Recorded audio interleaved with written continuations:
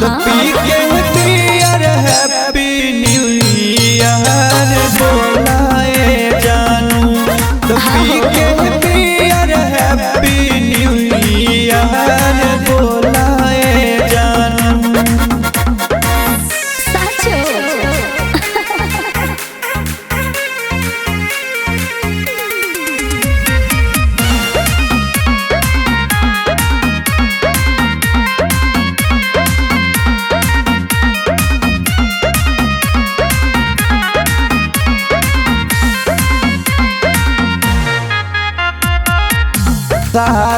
संगतियन के टोलिया सजाई के मौज उड़ावा बाबू मुर्गा भात खाई के। मुर्गा भात खाई के उड़े दो बरवा खो छोड़ा बड़ा गरजिया समाना उतड़क जाए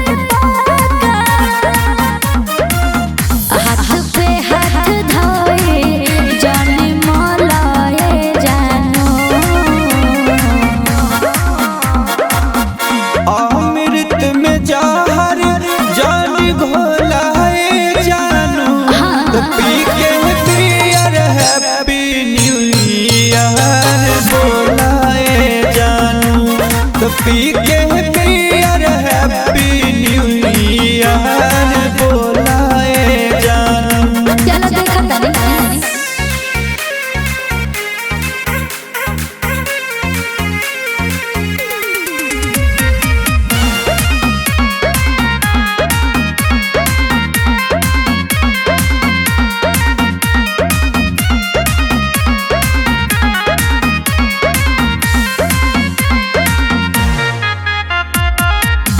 गजब आनंद आवे जब कि नया साल में कहीं गम कहीं खुशी बाटे लोग बवाल में। बाटे लोग बवाल में तब ही रंगाई जल रंग में उमंग में उड़े गुला छजिया हो यार के संग में। पाकिट सुरेंदर भर के डोलाए जानो।